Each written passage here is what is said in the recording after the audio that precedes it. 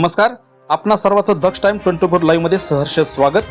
आजच्या विशेष बातमीपत्रामध्ये आपण पाहणार आहोत, माझी भूमिका स्पष्ट होण्या अगोदर बेछूट आरोप करणाऱ्या उमेदवारांनी आपली भूमिका स्पष्ट करावी, घनश्याम शेलार यांचं आवाहन।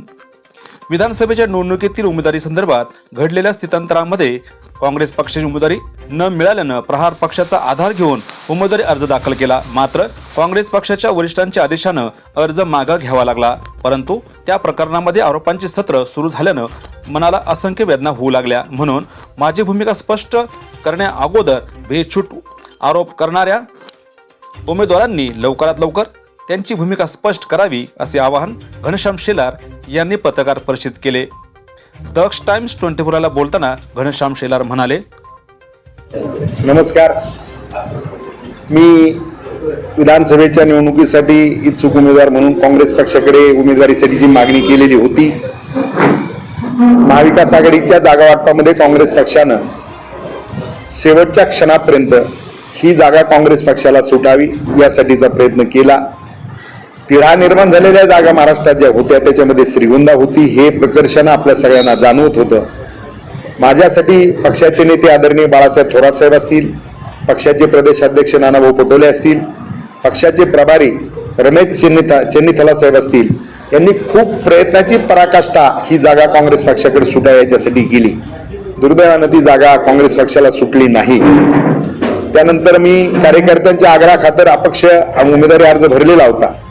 मात्र उमेदवारी अर्ज मागे घेण्याच्या दिवशी पक्षाचे राज्याचे नेते आदरणीय बाळासाहेब थोरात साहेब यांचा मला सकाळी फोन आला। त्यानंतर काही वेळानं पक्षाचे प्रभारी रमेश चेन्नीथला साहेब यांचा फोन आला आणि त्यांनी दोघांनी ही जागा सोडण्यासाठी केलेला प्रयत्न ह्याचं सगळं सविस्तरपणे मला सांगितलं। जागा सुटू शकली नाही त्याचं दुःख आम्हाला हे सांगितलं। मात्र आता महाविकास आघाडीचं सरकार राज्यात आणायचं असल्यामुळं आपल्या पक्षाकडून बंडखोरी होऊ नये अशा प्रकारची भूमिका मांडून त्यांनी आग्रह मला उमेदवारी मागे घेण्याचा केला। त्यांची आग्रही भूमिका त्याच्यानंतर त्यांनी पक्षाचे जिल्हाध्यक्ष जयंत वाघ साहेब यांना इथे पाठवलं। त्यांच्याबरोबर पक्षाचे तालुकाध्यक्ष प्रशांत दरेकर आणि पक्षाचे राज्याचे सरचिटणीस संपतराव म्हस्के हे या ठिकाणी आले आणि त्यांनी सगळ्यांनी मला उमेदवारी मागे घेण्यासाठीचा आग्रह केला। त्यांच्या काँग्रेस पक्षाच्या लिडरशिपला त्या ठिकाणी त्यांच्या जे काय त्यांची विनंती होती ती मान्य करून मी माझा उमेदवारी अर्ज 4 तारखेला पाठीमागे घेतलेला आहे। खरं तर अर्ज मागे घेत असताना केवळ आणि केवळ काँग्रेस पक्षाच्या नेतृत्वानं मांडलेल्या भूमिकेमुळे मी अर्ज मागे घेतलेला आहे। या विधानसभा मतदारसंघातून लढणाऱ्या कुठल्याही उमेदवाराचा माझा अर्ज मागे घेण्याच्या बाबतीतला कुठलाही संपर्क नाही। उलट जे अपक्ष उमेदवारी करतात त्या राहुलदादा जगतापांना मी सांगितलं तुमच्या हातात वय, तुम्ही माझ्यासाठी थांबा। अण्णासाहेब शेलारांना सांगितलं तुम्ही माझ्यासाठी थांबा। सुवर्णाताई पाचपुतेंना सांगितलं तुम्ही माझ्यासाठी थांबा। मात्र हे कुणी थांबले नाहीत, ते सगळे निवडणुकीच्या रिंगणात आहेत आणि म्हणून मी काँग्रेस पक्षाच्या विनंतीचा मान राखत उमेदवारी मागे घेतलेली आहे। पण दुर्दैवानं आज राजकारणामध्ये अत्यंत चुकीचा पायंडा पडून राहिलेला आहे। कोणीही उठायचं आणि कोणालाही बदनाम करायचं आणि म्हणून माझ्यावरती चुकीच्या पद्धतीचे खोटे बिनबुडाचे निराधार आरोप काही कार्यकर्ते त्या ठिकाणी करतायत आणि म्हणून माझी स्वच्छ भूमिका आहे की मी तर आदरणीय थोरात साहेबांना स्वच्छपणानं त्या दिवशी सांगितलेलं होतं, आपण माझ्यासाठी प्रयत्न केला त्याबद्दल मी तुमचा आभारी आहे। जागा सुटली नाही त्याच्यात काही तुम्हाला मी कोणाला दोष देतोय अशातला भाग नाही। मात्र कार्यकर्त्यांच्या आग्रहाखातर अर्ज भरलेला होता। तुम्ही केलेल्या विनंतीप्रमाणे मी निश्चितपणाने कार्यकर्त्यांशी बोलून विचार करतो आणि अर्ज मागे घेतला तो काँग्रेस पक्षामुळे। मात्र आरोप करत असताना आर्थिक सेटलमेंट वगैरे अशा प्रकारचे आरोप केले जातात। उद्या मी थोरात साहेबांना सांगत असताना सांगितलेलं होतं की मी काँग्रेस पक्षाचं काम करेल, पण श्रीगोंद्यातल्या उमेदवाराच्या बाबतीत मला माझ्या कार्यकर्त्यांशी बोलल्याशिवाय महाविकास आघाडीच्या उमेदवाराच्या प्रचाराच्या बाबतीत भूमिका घेता येणार नाही। आजपर्यंत माझे कार्यकर्ते हे अत्यंत प्रामाणिक, स्वतःच्या प्रपंचातून 2 पैसे काढून माझ्यासाठी काम करणारे कार्यकर्ते असल्यामुळं मी अर्ज मागे घेतला हे त्यांच्या भावनेला ठेच पोचलेले आहे, त्यांना वेदना आहे। मग आजही माझे कार्यकर्ते डिस्टर्ब असल्यामुळे अजून मला तो निर्णय करता आलेला नाही, पण आगामी 2-3 दिवसामध्ये तो निर्णय मी करणार आहे।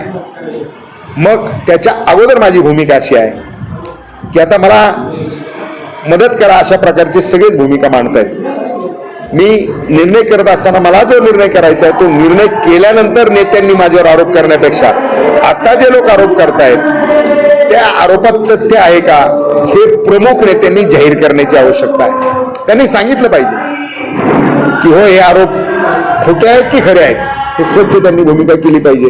उद्या माझा निर्णय झाल्यानंतर एखाद्या नेत्यानं माझ्यावरती बेछूट बिनबुडाचे आरोप करणं ही गोष्ट काय मान्य राहणार नाही. त्यांनी केली तर त्याला तेवढी उत्तरं देण्याची क्षमता माझ्यामध्ये निश्चितपणानं आहे.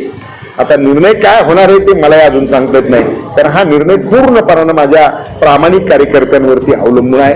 जो निर्णय होईल त्याच्यानंतर माझ्यावरती बेछूट आणि बिनबुडाचे आरोप करण्यापेक्षा या नेते मंडळी जे जे इच्छुक उमेदवार आहे ज्यांना ज्यांना माझं समर्थन मिळावं असं वाटतं त्या सगळ्यांनी या बाबतीत त्यांची भूमिका स्वच्छपणानं जाहीर केली पाहिजे असा माझा आग्रह त्यांना आहे. माझी त्यांना त्या ठिकाणी विनंती आहे की तुम्ही ते जाहीर करावं की जे कोणी कार्यकर्ते बोलताय त्या कार्यकर्त्यांच्या आरोपात तथ्य आहे का, असेल तर त्याचे पुरावे देखील द्यावेत.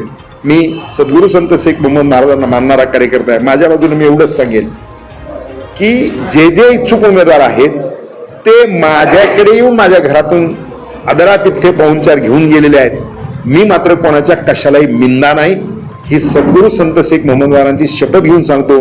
म्हणून कुणी बेछूट आरोप करत असेल तर कार्यकर्ते आणि जनता त्यांनी देखील या दिशाभूलीला त्याच जागेवरती चोख उत्तर दिलं पाहिजे अशा प्रकारची भूमिका मी या ठिकाणी आपल्या माध्यमातून मांडतोय. आणि त्याचं कारण एकच आहे की माझ्यासारख्या कार्यकर्त्यावरती आरोप होत असतील तर माझा कार्यकर्ता त्याच्यामधून व्यथित होऊ नये आणि म्हणून त्यानं परखडपणानं तिथंच त्यांना उत्तर द्यावं. कारण त्यांचा ते ज्यांना मानतात तो नेता घनश्याम शेलार हा अजिबात कुठल्याही पद्धतीनं चुकीचं वागणारा नेता नाही. ही भावना आणि भूमिका कार्यकर्त्यांनी मनात ठेवली पाहिजे.